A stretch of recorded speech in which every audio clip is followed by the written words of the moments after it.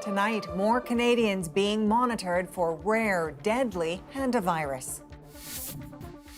We are still recommending that these individuals stay isolated. The race to trace as the cruise ship where the outbreak began heads toward land. And the reassurance from health officials this is not another COVID.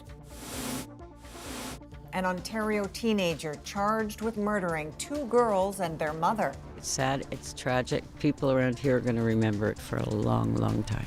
Police say it's a tragic case of intimate partner violence.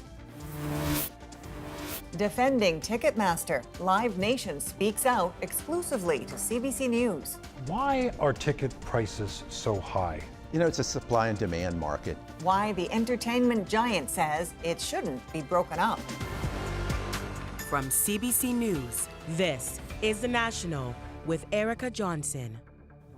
Thank you for joining us. More Canadians are isolating tonight after a possible exposure to the deadly hantavirus outbreak that began on a luxury cruise. Public Health now says 6 people in this country are being monitored. So far, none have symptoms. 4 Canadians remain on board the ship, still sailing in the Atlantic. A coordinated response is underway for Sunday when the ship docks in Spain's Canary Islands. Officials do not expect the virus to spread here, and they say the pandemic risk remains very low. Shauna Reid now with the message from Canadian public health authorities. Government officials confirm 3 more people here in Canada are isolating after possible contact with a confirmed hantavirus case on a flight. They have actually been in Canada for over a week now and remain asymptomatic. A total of 6 Canadians are now being monitored daily by local public health authorities, 2 in Alberta, 3 in Ontario, including a couple on the MS Hondius cruise ship where the outbreak began but returned home after disembarking early, and 1 person in Quebec. All report no symptoms. I want to be clear that there is no evidence that asymptomatic individuals can spread hantavirus to others. However, as illness could develop at any time, we are still recommending that these individuals stay isolated. The ship at the center of the outbreak remains at sea. 3 people have died from the virus that typically spreads from rodents. Rarely is it spread between humans, and only with prolonged close contact. Experts say the majority of those infected develop symptoms within 3 weeks. The vast majority of patients, probably within a window of about 30 days, are going to become positive. That is, they're going to become symptomatic to show that they have an infection. A Canadian consular official has arrived on the Spanish island of Tenerife, where the ship is expected to dock on Sunday. The 4 Canadian passengers on board, all still healthy. A variety of options are being considered to bring them home, including chartering a flight. Around the world, health authorities have been busy tracking passengers who disembarked before the outbreak was detected. A KLM flight attendant who was in contact with a sick passenger on a plane has tested negative.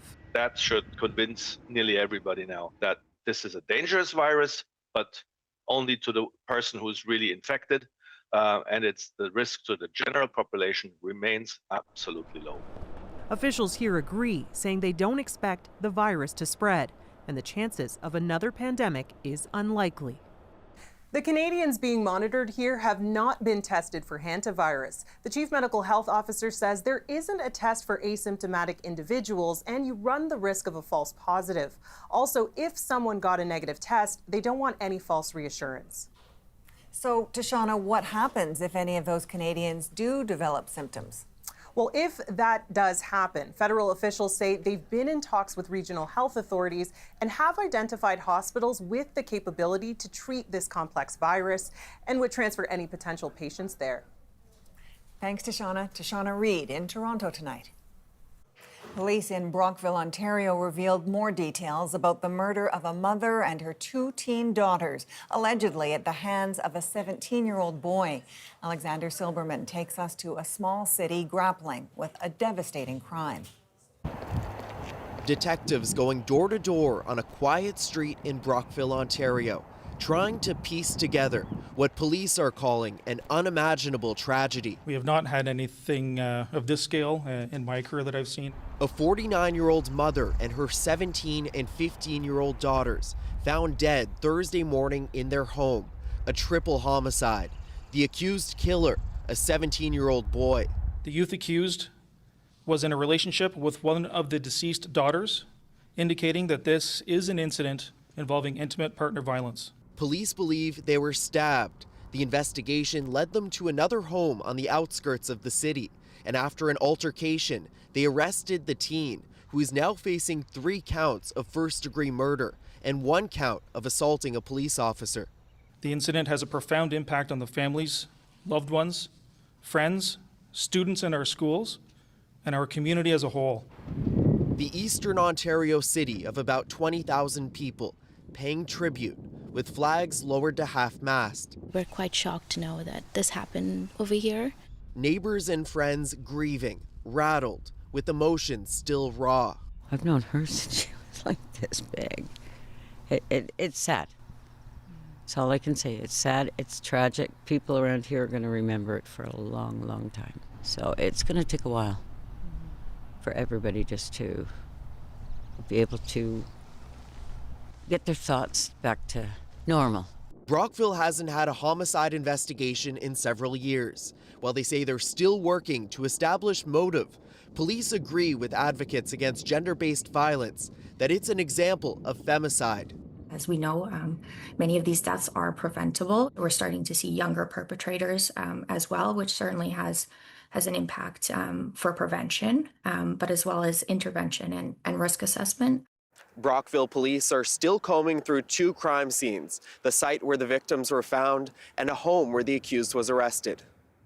And Alexander, you've been in the community. How are people dealing with the scope of this crime? Well, Erica, we spent part of the day at the scene of the murders, and it's clear emotions are still very raw. Friends and family of the victims were coming and going from the apartment building, talking with police, and clearly in a state of shock. We also saw classmates of the victims bring flowers. The community is trying to rally together, while at the same time giving space to the family to grieve. All right, that's Alexander Silberman in Brockville, Ontario tonight.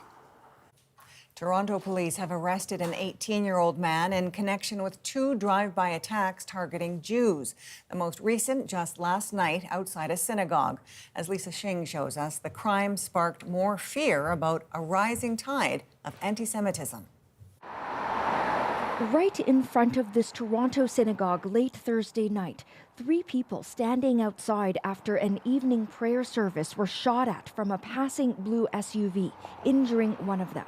It's crazy to hear that regular people, peaceful people, being shot on the street. This time was a BB gun, but God forbid nobody knows about next time. Police say the gun was not real, a so-called gel blaster rifle that shoots small gel packs. Still, these incidents are deeply concerning, particularly because the victims were visibly identifiable members of our Jewish community. 8 hours later, they arrested an 18-year-old man linked to another similar incident a week ago. He's charged with assault and possession of a weapon. Police are still investigating him for hate-motivated offenses. The community is shaken and the community is angry. It's the latest in a string of attacks targeting Jewish people and institutions. Schools in Toronto and Montreal have been shot at, synagogues vandalized. Across Canada, the number of reported hate crimes against Jewish people up 75% between 2022 and 2024. There is an absolute rapid escalation of these events, shootings of synagogues, now shootings at people. And enough is enough. Prime Minister Mark Carney posted a message online. We remain absolute in Canada's commitment to combating the scourge of anti-Semitism and hate in all of its forms. Despite the federal government introducing tougher legislation to crack down on hate-motivated crimes, this expert says we need even tougher laws. It should be much easier for police, for instance, to get production orders and to get warrants the moment they believe that hate is at work. While there is relief, an arrest was made quickly in this case. Local officials say there's still fear among a community that is constantly targeted. Lisa Shing, CBC News, Toronto. The ceasefire between the U.S. and Iran is holding, at least on paper, but violations are mounting, and the region is on edge after last night's explosion of violence. If you fire at a U.S. Navy ship, what are we supposed to do? Say, oh, there's a ceasefire, we're not going to shoot down your drone. That's a stupid question. The U.S. Secretary of State justifying Washington's salvo of strikes against Iranian targets last night. Tehran claims it fired on the destroyers in response to the U.S. attacks on its shipping. And the U.S. says it just disabled 2 more tankers heading to Iran. Iranian officials warn the American blockade of Iranian ports will now draw a military response, setting the stage for more confrontation in the region. And the UAE says it's already come under missile and drone fire. The Trump administration said it expected a response from Tehran on its peace proposal today. I hope it's a serious offer. I really do. No word on whether they got one. Donald Trump announced a short ceasefire in the Ukraine war, covering the next 3 days for Russia's Victory Day celebrations. Trump wrote on social media, this ceasefire will include a suspension of all kinetic activity and also a prison swap of 1,000 prisoners from each country. Both sides say they have agreed to the terms, though they've accused each other of violating ceasefires declared earlier this week. The federal government is proposing sweeping regulatory changes that could speed up big infrastructure projects. It comes as Alberta says it's close to a deal with Ottawa on a new pipeline. Kate McKenna now with the Liberals' plan and the pushback. Well, Premier, welcome. Welcome back. Thank you for... On the same day, the Prime Minister talked pipelines with Alberta's Premier. Alberta wants to continue to build major projects in partnership with the federal government. Ottawa issued its plan to make sweeping changes and whittle down the time it takes for federal approvals on big projects to 1 year. We committed in the first chapter of our election platform last year to do this work. Proposed changes include giving cabinet power to pre-approve projects before the full environmental assessment is done, creating zones where all projects will be pre-approved, and having only one federal decision for major project approvals, all a push to end the long lags that have slowed projects down. When we think about the history of things in Canada, we haven't done anything. You know, we're going from 16 years on a project to 1 year. All right. So great. It's a time to be ambitious. But environmentalists are already worried, including Liberal MP Stephen Guilbeault, who quit cabinet last year over Mark Carney's energy deal with Alberta. These are elements that takes us back decades in terms of impact assessment. I think the government is using a sledgehammer where he should be using a sharp knife. I am absolutely speechless, flabbergasted. This proposal amounts to an absolute evisceration of Canada's environmental safety net. It is so much worse than we anticipated. Minister Dominic LeBlanc rejects that characterization. We can make more efficient from an investment perspective and from an economic competitiveness perspective the approval of these projects while maintaining robust environmental protections and respecting the rights of Indigenous people. The government plans to consult on these changes over the next 30 days before introducing legislation. Kate McKenna, CBC News, Ottawa. Live Nation is vowing to fight a U.S. verdict that the entertainment giant and its subsidiary Ticketmaster are running an unlawful monopoly. In an exclusive CBC News interview, a top executive tells Dave Seglins the company will fight the ruling and any attempt to break it up. Really nice to meet you. Top brass at the world's biggest entertainment company agree to face questions. Fire away. Why are ticket prices so high? You know, it's a supply and demand market, Dave. Live Nation and its subsidiary Ticketmaster know that sports fans and concert goers, even politicians, are fed up. Ridiculous. Yes, absolutely. They're too expensive. It was heartbreaking that we couldn't go to the Blue Jays game. And Ticketmaster didn't really help out much. They're gouging the people. When you have one player in the market that controls the tickets, that's not right for the people. Facing potential breakup by a court in the U.S., the company is now speaking out, exclusively to CBC News, defending its record in the entertainment industry. 95% of our concerts don't sell out. Tickets are available. Supply and demand works in the fans' favor. But anyone who's tried to get tickets for big events, Taylor Swift or the World Series, knows how quickly they sell out, how expensive they are, both at the box office and on scalper resale sites. Everybody tends to focus on the big events, those really special moments that you want to see your favorite artist or maybe your favorite team in the playoffs. And in those where demand is much greater than supply, we see market pricing that goes much higher than a lot of folks can afford. Live Nation's CEO was called to testify this spring at an antitrust trial brought by more than 30 U.S. states, the company accused of abusing its monopoly and overcharging fans. The jury agreed. Are you a monopoly? Well, it's funny. What the verdict says is that we have monopolized 20% of the primary ticketing market, not the whole thing. I don't call that a monopoly. It's a monopoly because they have control over the combination of ticket selling, venues, artists, agents. This U.S. senator says the two companies should never have been allowed to merge. Should be broken up. Ticketmaster and Live Nation came together, and I opposed it. Okay, so Dave, what are the implications of all of this here in Canada? Well, regulators are certainly watching closely. The Consumers Council of Canada has brought an action here in Canada with the Competition Bureau seeking to break up the company here. So Ticketmaster Live Nation has another legal fight on its hands. But as to whether any of this will bring down ticket prices, look, this is a long legal process. It's going to take a long time. The theory is it could bring more competition to ticketing, but increasingly with the use of dynamic pricing and platinum pricing, I think higher prices are likely here to stay. All right, thanks for this, Dave. That's Dave Seglins reporting in Toronto tonight. New jobs numbers reveal unemployment rose to a 6-month high. In April, the economy lost 18,000 jobs. The unemployment rate is up to nearly 7%. The job market is facing continued uncertainty from U.S. tariffs. Statistics Canada data shows 112,000 jobs have disappeared since the start of the year. A number of Canadian universities are caught up in a massive cyber attack. Personal data of millions worldwide may be at risk. Deanna Sumanak-Johnson looks into the privacy concerns and who is behind the breach.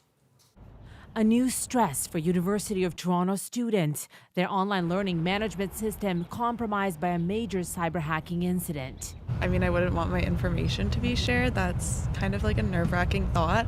The hack, targeting more than 9,000 universities and schools that use the software Canvas, also included the University of British Columbia. At risk, the personal data of 275 million people, a goldmine for the cyber hacking group Shiny Hunters. They're generally acknowledged to be a group of teenagers and young adults based in the United Kingdom and the United States.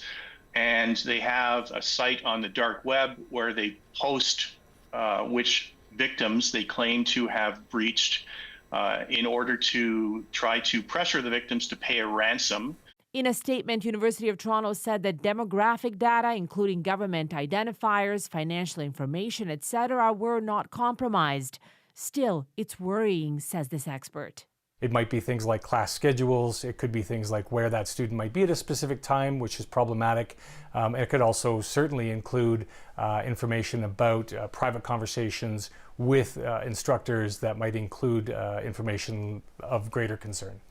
This breach comes about a year and a half after the hack of PowerSchool, an education software used across Canada. It exposed the personal data of some 2.7 million current and former students. Experts say schools need to make cybersecurity more of a priority. I've seen it in my own experience that executives responsible for these things are likely not assigning enough funding towards projects that involve cybersecurity. As for this breach, the cyber hackers group is now demanding that the company that makes Canvas software reach out to negotiate, or they'll release the first batch of information within days. Deanna Sumanak-Johnson, CBC News, Toronto.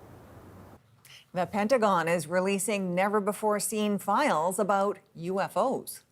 We're going to be releasing a lot of things from that we have. And I think some of it's going to be very interesting to people. What the declassified documents reveal next. Plus, it's a sellout crowd at the Toronto Tempo's first ever regular season game. We know it's going to be a big moment, not only for the fans, but for us too. What it means for women and girls in sport, next. And celebrating one of the world's most iconic broadcasters, known as the voice of nature. And this is one of the last places where this rarest of the Mediterranean mammals can find safety. David Attenborough turns 100. We're back in 2.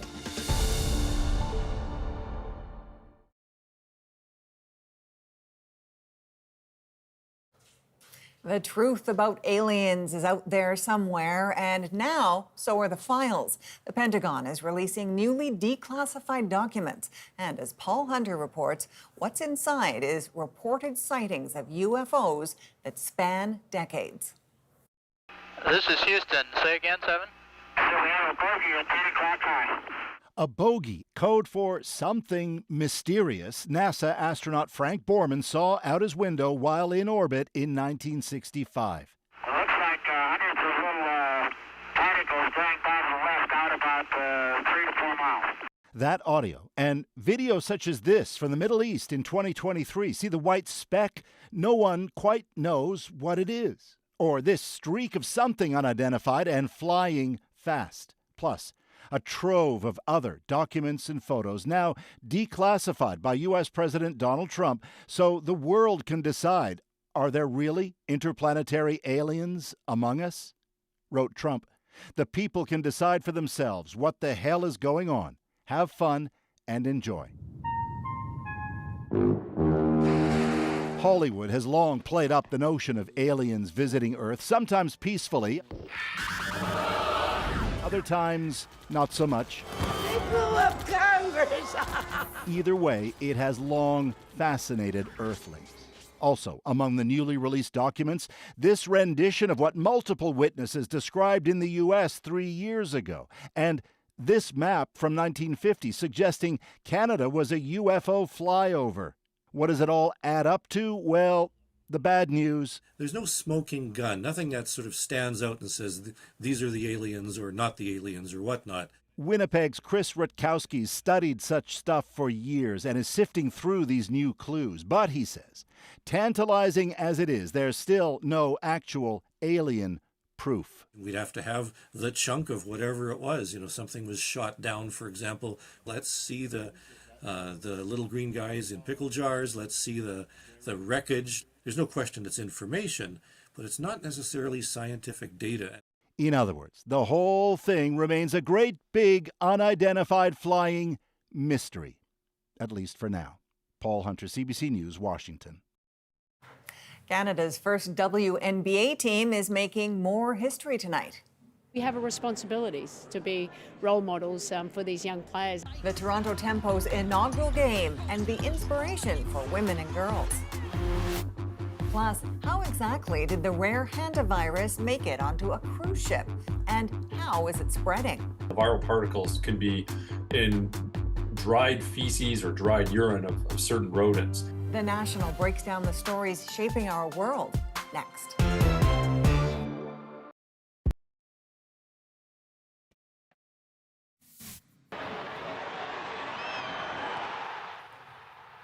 Team Canada captain Alphonso Davies may be watching from the sidelines at the FIFA World Cup next month. The 25-year-old suffered a hamstring injury during Wednesday's Champions League match in Munich. Canada Soccer says it remains in close contact with Davies and his medical team. A sold-out crowd packed a Toronto arena tonight to witness Canadian basketball history, the first ever game of the Toronto Tempo, the country's new WNBA team. As Sheehan Desjardins tells us, there are hopes the Tempo will inspire a whole new generation of players. The first ever Toronto Tempo home opener is underway. With that, history is made in professional basketball and in Canada. A sellout hometown crowd cheering on the Toronto Tempo at its first ever regular season game. Toronto has long deserved a women's basketball team. It was high time to get it here, and I'm glad it is here. And the energy is so electric. I think everyone's been waiting for this for so long. I feel good. Do you like basketball? Yeah, I play basketball. Go Tempo! The WNBA has been around for decades, but Canada has never had a team of its own. And you don't get to play the first game in franchise history very often. Across the city, excitement is palpable. Season tickets all scooped up months ago. Team swag selling fast. We know it's going to be a big moment, not only for the fans, but for us too. The new team has the potential to inspire a whole new generation of Canadian players, says one advocate for girls in sport.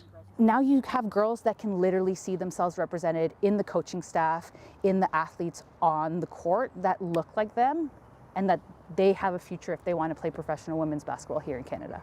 With a groundbreaking salary deal, WNBA players are making more money than ever. Its popularity is growing as well. Momentum, the coach hopes, will continue. We have a responsibility to be role models for these young players, and that excites us because that's a part of the whole package too. It's, what kind of legacy do we want to leave? Fans hope it's one with lots more of this. Count it! Regardless, this team is already one for the history books. Chien Desjardins, CBC News, Toronto. In the breakdown tonight, the cruise ship at the center of a hantavirus lockdown, and why people are asking, how did Donald meet Melania? You introduced Donald to Melania? Yes. The claim from this former modeling agent contradicted by Melania herself. I met my husband by chance at the New York City party in 1998. Does an FBI note in the Epstein files shed any light? But first, a timeline of the deadly hantavirus outbreak linked to a smaller-sized cruise ship. I think that really facilitated the spread of this virus to multiple people. We'll break down the strain, the symptoms, and how it spreads. Andrew Chang, host of About That, walks us through what we know so far about the confirmed cases. Everyone keeps talking about this cruise ship, the MV Hantavirus, because there is an infectious disease on board. And because, despite typically spreading to people from mice and rats, it appears to have spread from person to person. Officials have confirmed some human-to-human transmission. So let's cut through all the noise and just answer the question. What happened and how serious is it? The World Health Organization has identified 8 suspected and confirmed cases. 3 people who were on board have died. I am currently on board the MV Hantavirus, and what's happening right now is very real for all of us here.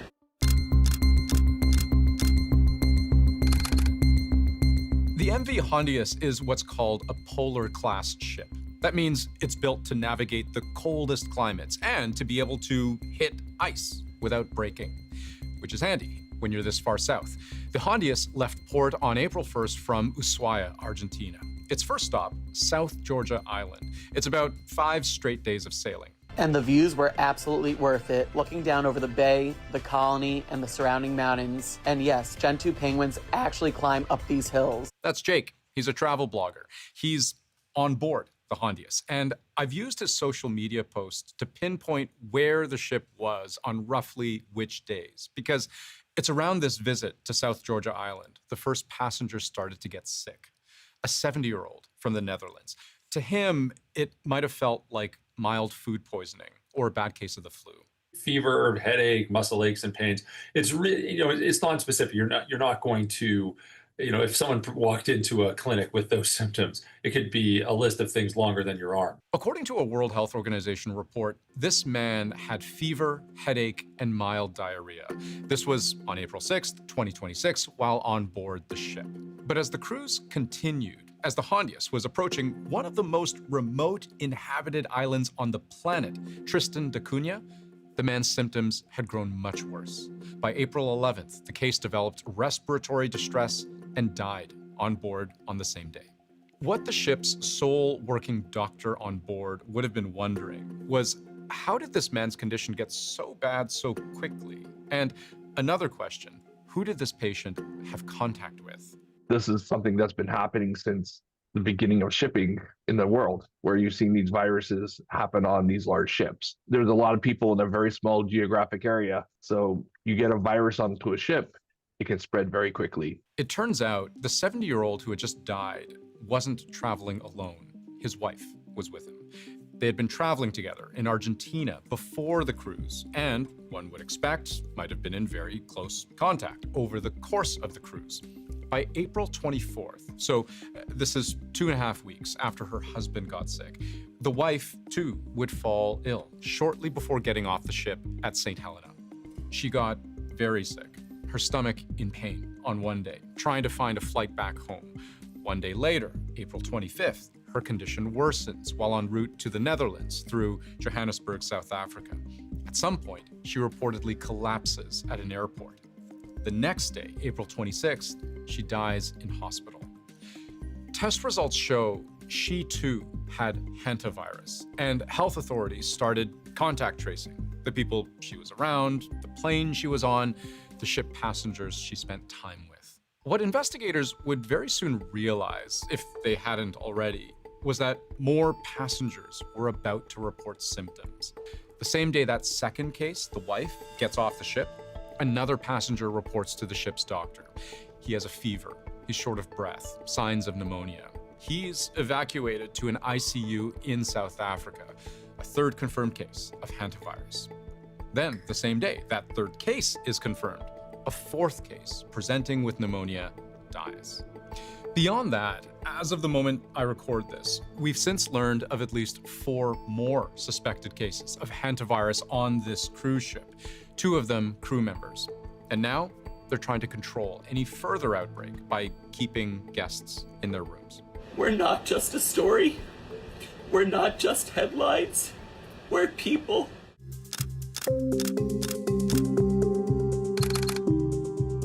I think it's important to point out, in some of these cases, the people who got sick are already getting better, showing improvement.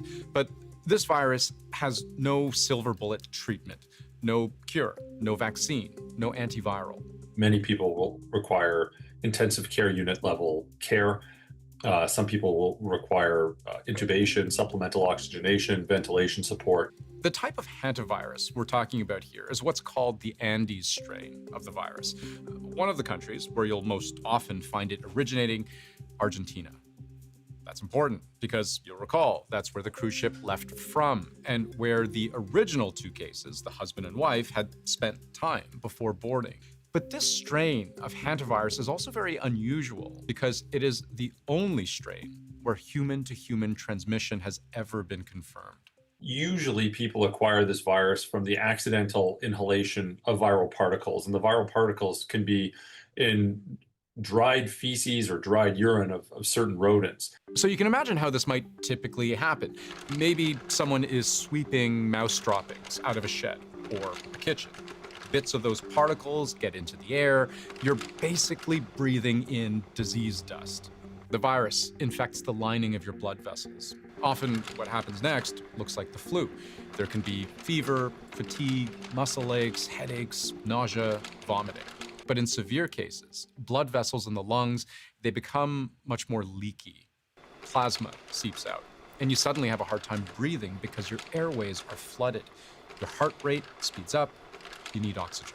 The disease progresses extremely quickly, and at the onset of respiratory distress, death can occur within 24 to 48 hours. Now, what we've heard from just about every expert on this file is that this form of hantavirus is deadly, yes, but also exceptionally rare because it doesn't transmit between people all that easily. The risk to general public is low. This is not a virus that spreads like flu or like COVID. It's quite different. A real outbreak, they say, would require people to be in very close contact for a prolonged period of time. This isn't we passed each other in the hallway or we both touched the same railing.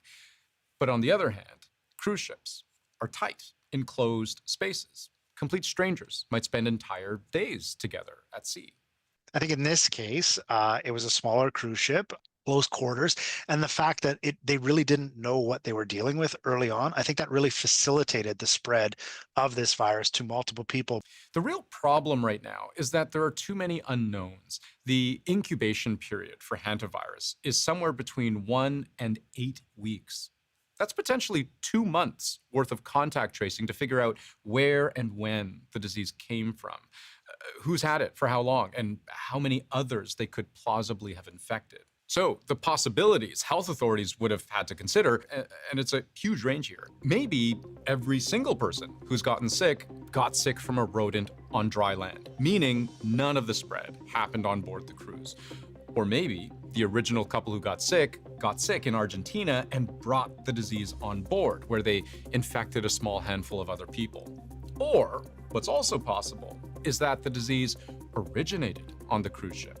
A mouse on board was carrying the disease. It spread, and this explains why a country might be hesitant to allow the ship to dock, because it may not simply be a carrier of the disease, it may be the source. Did it come in via fruits and vegetables, or are there mice on the ship still spreading this virus around? Right now, the evidence suggests this disease has spread between humans, and not just from rodents to humans. We do believe that there may be some human-to-human transmission that's happening among the really close contacts, the husband and wife, people who've shared cabins, etc. But underlining once again, it's not known to spread easily, and it is known to be a very rare disease. So health experts, for the most part, are taking this seriously, but don't seem overly alarmed. Beyond that, more knowledge will take time. I'll share more when I can, but for now, I just ask for your kindness and understanding. Now, despite the confirmed cases, including 3 deaths, the WHO reaffirmed today that the risk to the public remains low. Coming up, how Melania met Donald, a question made more relevant by notes inside the Epstein files. Epstein did not introduce me to Donald Trump. Who the FBI was talking to, and contradictory evidence in newly public documents. Next.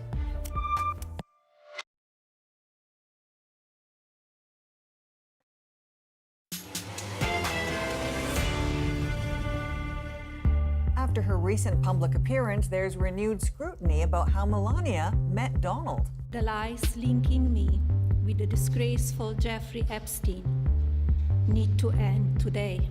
FBI notes in the Epstein files suggest someone thought the convicted sex offender played a role. Katie Nicholson and our Visual Investigations Unit looked into that and contrasted it with a story that the First Lady's former modeling agent has often told. Who really introduced Donald Trump to his now wife, Melania, for years? Paolo Zempoli, an Italian entrepreneur and close friend of Trump's from the early 90s, and Melania's former modeling agent, has told and retold a story about how he introduced Trump to the woman who would become his third wife in 1998. So you introduced Donald to Melania? Yes. And what was that introduction like? I say, Melania, please meet my dear friend Donald. But some Epstein file sleuths point to a document that they say appears to contradict that. This is the file casting doubt on that story, a typewritten FBI report from a July 12, 2019 interview with an Epstein assistant. Epstein introduced Melania Trump to Donald Trump.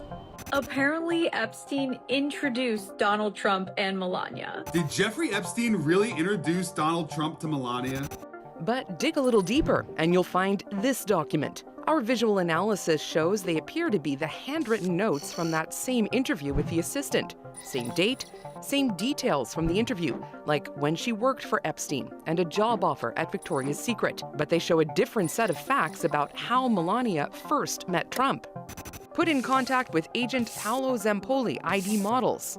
That was the modeling agency Zempoli owned. He trying to buy elite models with J.E., meaning Jeffrey Epstein. He introduced Melania Trump to Prez, the witness goes on to say. She thinks he ambassador now, according to the notes. At the time, Zempoli was a UN ambassador. We asked the FBI for clarification on the differences between the typewritten and handwritten notes. They referred us to the Department of Justice. The Department of Justice said there is no discrepancy. That's confusing. So we wrote to them again. They referred us to the First Lady's comments. The lies linking me with the disgraceful Jeffrey Epstein need to end today. That surprise press conference Melania Trump held in April. Epstein did not introduce me to Donald Trump. I met my husband by chance at the New York City party in 1998. The timing baffled people. These kinds of press conferences only come when a major bombshell story is about to drop on that exact topic. This announcement from the First Lady comes less than a week after Pam Bondi was fired from her job as Attorney General, and just one day after the Trump Department of Justice announced that Bondi would not testify about her handling or mishandling of the Epstein files. The questions swirling around this meet cute have ruffled feathers at the White House. Epstein and the release of the Epstein files have been a constant headache for this administration. There are images of Trump and Epstein going back to the 90s looking quite chummy. That's before Trump says he fell out with the sexual predator somewhere around 2004. I have nothing to do with Jeffrey Epstein. I threw him out of my club many years ago because I thought he was a sick pervert. But Zampoli, the alleged Cupid, has never fallen out with Trump. Zampoli, for years, worked for the Trump Organization and now is a special envoy to the U.S. president. And he revels in his closeness to the First Family, even posting this AI video for the First Lady's birthday. We asked the Office of the First Lady about what role Zampoli played in her introduction to the president. They didn't get back to us. So, Katie, why are people suddenly so interested in how these two met? Yeah, it's such an odd question, except that this took on a life of its own after the partial release of the files and once again forced the White House, and in this case, the First Lady, into this position where she's distancing herself from Epstein. And it's also emblematic of how a big data dump like this can touch off or raise even more questions than it answers, especially something with so much pre-existing intrigue and public scrutiny. And more significantly, that's something many of the survivors who found parts of their own experiences in these files have also had to deal with. All right. Thanks, Katie. Katie Nicholson in Washington tonight. As Canadians get ready to hit the outdoors in warmer weather, here's a story to keep in mind. As researchers see the migration north of certain tick species, they pose new risks to humans and livestock. Tom Murphy's been working on that. There are pesky neighbors to our south, posing an increasing risk to Canadians. It's not like they're not going to come. We can't stop them. We can't just put a wall up. Their invasion is well underway, spreading disease. And they can carry diseases which we haven't seen here yet. It's forcing Canada to shore up its defenses. Forewarned is forearmed. And that threat, advancing 50 kilometers a year, is smaller than your fingernail. Ticks. And if you still think ticks are little more than a nuisance, consider Patty O'Brien Carrier, an avid gardener in the nearby state of Maine. She was bitten by a Lone Star tick, then developed a severe meat allergy, which causes anaphylactic shock. I get very itchy. My whole body itches, and I break out in hives. And then my breath gets shorter and shorter to the point that I can't breathe because it's shutting off my airway. And you can watch Tom Murphy's full story in the coming days right here on The National. Coming up, a highly renowned conservationist and broadcaster reaches a major milestone. I had rather thought that I would celebrate my 100th birthday quietly, but it seems that many of you have had other ideas. David Attenborough's 100th birthday in our moment. Next.